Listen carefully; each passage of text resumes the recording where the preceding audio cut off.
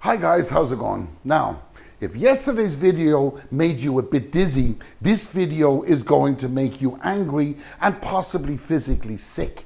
And there is no other way of painting this episode within British politics other than with a heavy brush dipped in a petri dish of the most foulest excrement of political malfeasance this government, or indeed any government in the history of the United Kingdom, has ever committed. Okay, this thing rivals the biggest despots of the African continent. It tops the internal marketing bill.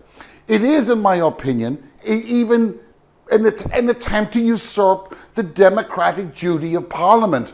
You know, it's worse than when they tried in vain to prorogue Parliament. You see, proroguing Parliament would have had a singularly negative effect on democracy and, of course, risk plunging the UK into a no-deal exit, which, however, let's face it, could still happen.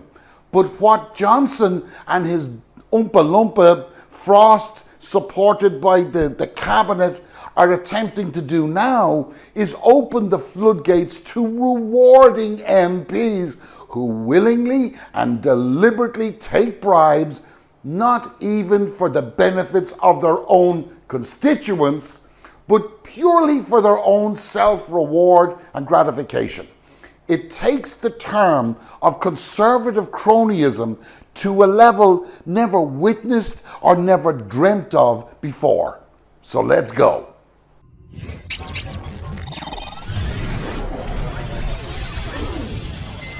Good Lord, didn't anybody here subscribe?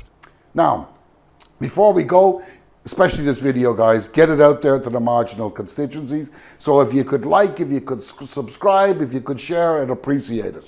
Now, what I'm referring to here is the overturning of an inquiry whose participants are made up of 14 people, 7 of which are MPs. The rest are experienced people without an agenda to find that an MP has acted unlawfully. They have no benefit in doing that. And the voters in those marginal constituencies need to be made aware what the Tories have done. So, a little bit of background here. Now, Catherine Stone is the boss of the Independent Parliamentary Standards. She's the commissioner. And she concluded in a report just last month that the senior Conservative backbencher and former minister Owen Patterson had repeatedly used his role as an MP to benefit two companies and himself. Now, okay, so one of them was called the Randox. It was a medical group called Randox, and the other one, a meat processor known as Lynn's Country Foods, for which he was paid a consultancy fee.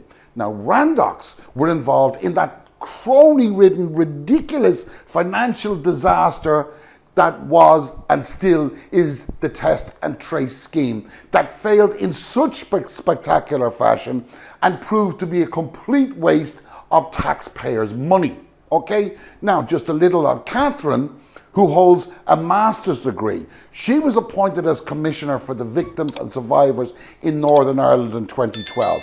At the end of her time in this role, Stormont First Minister Peter Robinson and his arch nemesis, First Minister Martin McGuinness, both paid tribute to her work, saying she has been tireless in her efforts to ensure people's families and groups were afforded a quality service, in acknowledging the legacy of the past and in building a better future. Okay? Now let's look at who she was recommending should be suspended for 30 days. Not even sacked, mind you, like it would happen to most other people in this scenario. By the way, what you might find somewhat amusing, though, you know, it's incredible, is that no sooner had the sham concluded that the Telegraph started a campaign to smirch this lady's reputation, which came just 8 days after the same newspaper praised her for her honesty and her bravery for taking on the Patterson's case. You see, this Patterson's bloke made representations to Matt Hancock to see if there's anything the minister could do to secure government contracts for his clients, Randox. Now let's remember here Randox was not even located in his constituency, nor was it even based in Great Britain. In fact, it was based in Northern Ireland. Patterson, it was discovered, was on a retainer from Randox to the tune of £100,000 per year as a consultant, something that he kept quite obscured from prying eyes. Now, Randox acted as an agent for a Chinese company who, guess what, were found to be sending out dodgy kits. They were non-sterile testing kits to the most vulnerable section of all, the care homes. Remember that one that Matt Hancock lied about? You know, we're going to build a wall around it. Remember that? This is the same deal. They were ordered to recall by the Department of Health 750,000 unused kits, which to this day they have not replaced. But more startling than that was the following.